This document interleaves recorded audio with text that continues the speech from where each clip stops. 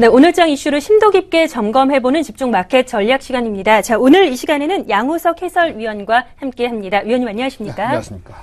네, 저희가 어제장 정리를 하면서 중국 증시의 폭락세, 급락세와 관련해서 간단하게 언급이 됐는데 오늘 집중 마켓 전략 첫 번째 주제로 중국 증시의 폭락장, 어제장과 관련된 이야기를 좀 준비해 주신 것 같습니다. 어떻게 보셨는지요? 예, 중국 증시가 갑작스럽게 크게 밀린 것에 대해서는 뭐 상당히 이례적인 현상이라서 그와 관련된 시각은 여기저기서 많이 이제 제시되고 있습니다. 이미 시장에 알려진 내용과 제가 지금 말씀드리고자 하는 내용과는 사실 뭐 큰 차이는 없습니다. 다만 한 가지 이제 말씀드리고 싶은 것은 현재 오늘 장중이죠. 오전 11시 전입니다. 이 중국의 주요 지표들이 발표가 됐죠. 지난 4분기 GDP 성장률하고요. 또 지난 12월 달에 소매 판매, 산업 생산, 고정자산 투자 등의 주요 지표들이 발표가 됐습니다. 그 내용이 나쁘지 않았다는 것이죠. GDP 4분기 성장률이 시장 예상 또는 우려와는 달리 7.3% 정도 예상보다 좋게 나왔고요. 소매 판매도 한 11.9%. 그리고 걱정이 됐던 것이 산업 생산인데요. 산업 생산도 7.9% 정도로서 예상보다 훨씬 좋게 나왔습니다. 묘한 것은 객관적으로 봤을 때 그러한 지표의 호조는 우리 증시의 호조로 작용돼야 된다는 건데요. 좀 이따 다시 한번 말씀드릴 기회가 있겠습니다만은 우리 시장의 내부적인 흐름을 보면 중국발 호재가 반드시 우리 증시에 호재로 작용되지만은 않았습니다. 오히려 장중에 미세한 어떤 변곡점을 만드는 계기가 됐다는 것은 전체적인 시장 판도, 즉 현재 우리 시장은 코스피 지수로 본다면 한 단계 더 올라갈 수 있는 그런 상황인지 아니면 이 상태에서 정체될 것인지와 시장의 판도 측면에서 본다면 현재 낙폭과대 상태에 있는 경기 민감주들이 주도하면서 시장이 이끌어질 것인지 아니면 여태까지 시장을 리드해왔던 코스닥 등의 중소형주 등이 다소 며칠간 쉰 끝에 다시 올라갈 수 있는 어떤 계기가 될 것인지 그 변환점, 기로선상에 놓여있는 그런 상태입니다. 해서 장중에 미세한 그런 변화 또 그것과 관련된 수급적인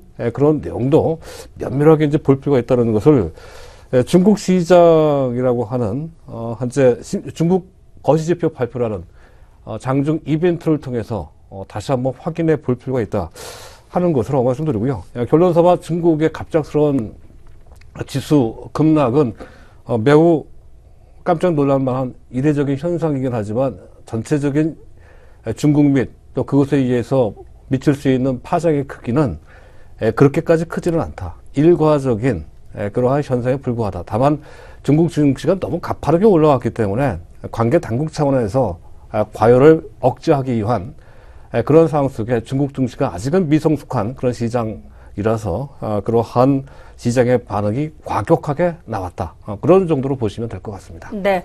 어제 시장 중국 증시의 급락과 관련해서 중국판 블랙 먼데이라고 이름을 붙여주신 것 같습니다. 사실 어제 중국 증시의 급락이 어떤 펀더멘털 측면에서 반영된 내용이라기보다는 일부 증권사의 어떤 영업 제재와 관련된 내용이었기 때문에 국내 경제 대중 수출과 관련해서는 큰 영향을 미치지 않을 것이다라는 것이 아무래도 시장의 중론이 아닐까 싶은데 위원님의 의견이 궁금하군요. 어떻습니까? 그 부분은 저보다 설명 더 잘하신 것 같고요. 네. 예, 그렇습니다. 그 내용이 이제 매스컴을 통해서 알려진 내용 그대로입니다.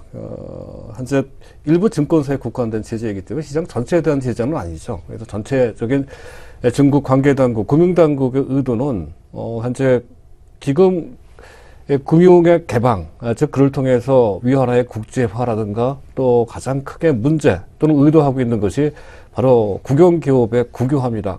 국영기업의 일부 지분을 민영화시켜야 되거든요. 그러기 위해서는 증시가 좋아져야 되고요. 또 한 가지는 현재 중국의 최근에 부동산 경기가 다소 위축되고 있습니다. 사실 그 경기 순환적으로 위축되는 것이 아니라 현재 이미 선진국 또 우리나라를 통해서 중진국에서 보통 나타나는 현재 구조적인 모순점에 의해서 과열됐던 중국의 부동산 경기가 추세적으로 구조적으로 위축되는 것으로 이렇게 볼 수가 있습니다. 자, 그것은 어떤 측면에서 봤을 땐 당연히 거쳐가야 될 과정이다 하겠습니다만은, 가뜩이나 지금 GDP 성장률 등 전반적인 특히 제조업 경기가 좋지 않은 상황 속에서는 또 현재 지금 중국의 CPI, 즉 소비자 물가 지수도 상당히 낮죠. 1.5% 정도밖에 되질 않습니다. 우리나라하고 큰 차이가 안 나죠. 디플레 우려까지 나오고 있는 상황 속에서는 현재 부동산 경기가 더 버블이 꺼져야 된다 하더라도 이런 식으로 현재 이런 타이밍에 부동산 경기가 침체되는 것은 상당히 부담이 될 수밖에 없죠. 해서 자산 시장의 또 한 축인 금융시장이 어느 정도 그 공백을 메꿔줄 필요도 있다 하는 것이죠. 또 전반적으로 본다면 중국 시장의 현재 PER 수준 12개월 선행 기준으로 봤을 때 그렇게 높지 않습니다. 12배 정도 수준으로서 신흥국 평균보다 좀 낮은 편입니다. 그런 측면에서 본다면 현재 중국 시장의 지금 펀더멘털 측면에서도 그렇고요. 현재 정책 당국의 지금 현재 입장에서도 그렇고 전반적으로 큰 문제는 없는 상태가 하는 것이고요. 그걸 반영이라도 하듯이 당장 중국 증시가 어느 정도 안정을 취하는 그런 모습이 현재 진행되고 있다고 할 수가 있겠습니다. 네. 자, 이번에는 집중 마켓 전략 두 번째 주제로 이어가 보도록 하겠습니다. 지난주 금융통화위원회가 있었는데 이러한 내용을 앞두고 채권시장에서는 아무래도 추가적인 금리 인하 쪽으로 베팅을 한 것이 아닌가 싶습니다. 국고채 3년물 금리가 사상 처음이라고 하더라고요. 1%대 진입을 지난주 하는 모습이었는데 자세한 그렇죠. 내용과 함께 의미가 궁금합니다. 어떻습니까? 3년물 국고채, 3년 만기짜리입니다. 국고채의 수익률이 금리 동결을 결정하기 직전 1.974% 수준까지 내려갔다는 건데요. 이 수치가 2%라고 하는 기준선도 있지만 사상 최저치가 갱신됐다는 점에서 의미를 부여할 수 있다는 것이고요.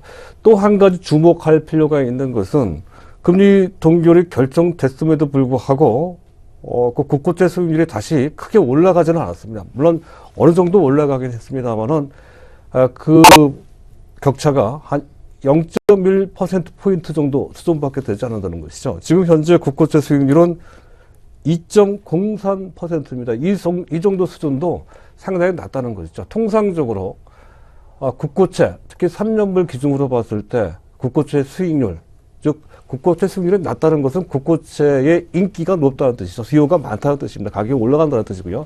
수익률은 내려갑니다. 이 국고채 수익률이 2.03%인데 통상적으로 기준금리 2%죠. 기준금리보다 0.2 내지 0.3 정도 더 높아야 됩니다.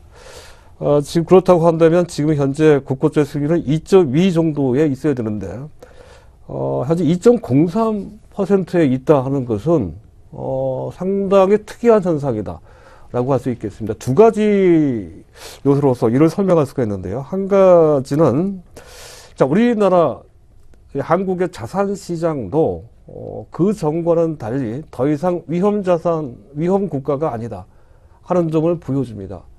글로벌 안전자산 선호 경향이 높아질 때 원화 가치가 크게 안 떨어집니다. 오히려 일부는 올라가는 그런 모양새까지 나오고 있다는 것. 대표적인 것이 바로 현재 국고채 수익률입니다. 선진국과 마찬가지로 국고채 수익률이 오히려 떨어지고 있더라. 즉 가격이 올라가고 있더라 하는 현상으로서 한국의 자산 시장이 더 이상 위험 자산 시장이 아니다는 점을 추세적으로 구조적으로 보여주고 있다. 인식 전환이 되고 있다 하는 것이죠. 따라서 주변 신흥국과 같은 그레이드로 볼 필요까지는 없다는 점을 하나 알 수가 있고요. 두 번째는 이것이 현재 금리 추가 인하와 어느 정도는 관련이 되어 있다는 것이죠.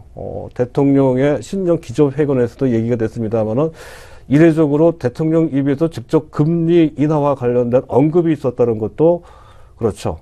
적기에 금리를 적기에 대책을 해오겠다 하는 그런 내용이었었고요. 또 한 가지는 이주열 한국은행 총재가 우리나라 경제 전망에 대해서 상당히 좀 하향 조정을 했죠. KDI 정부 관계 기관 중에서는 KDI 한국개발원이 가장 보수적인 전망을 갖고 있습니다만은 KDI보다 더 낮게 우리나라 금년입니다. 2015년도 GDP 성장률 전망치를 그전 3.9%에서 3.4%로 KDI가 제시했던 3.5%보다 더 낮게 그렇게 하향 조정을 했다는 것이 이례적이고요. 그리고 다소 금리 인하를 어느 정도는 염두에 둔 일종의 포석이지 않겠느냐는 생각도 약간은 오보일 수도 있겠지만 그런 생각을 충분할 수 있다는 것이고요. 최근에 우리나라 지금 CPI 지금 물가지수 상당히 낮습니다. 작년 한 해 1.3% 정도밖에 되질 않고요. 아직 집계가 안 되고 있습니다만 한 12월 달에 현재 소비자 물가지수 상당히 낮게 나올 것으로 최근에 유가가 낮기 때문에 그렇습니다. 해서 우리나라도 현재 지금 한국은행이나 기획재정부에서는 현재 그 점에 동의를 안 하고 있습니다만은 KDI에서는 지적을 하고 있습니다. 우리나라도 결국에는 일본식 디플레로 가는 것이 아니냐 하는 거죠. 그와 관련된 리스크가 있는 상황이라고 한다면 결국에는 금리 인하 수순을 조만간 빠르면 1, 4분기 내 3월달 되죠. 늦어도 금년 상반기 중에 금리 추가 인하를 할 소지가 높다는 건데요. 그것과 더불어서 주변 정책 환경의 변화까지 같이 고찰해 볼 필요가 있겠습니다. 네, 3년물 국고채의 수익률이 사상 최저 수준을 기록하고 있는 현황과 함께 의미까지 짚어드렸습니다. 잘 참고해 보시기 바랍니다.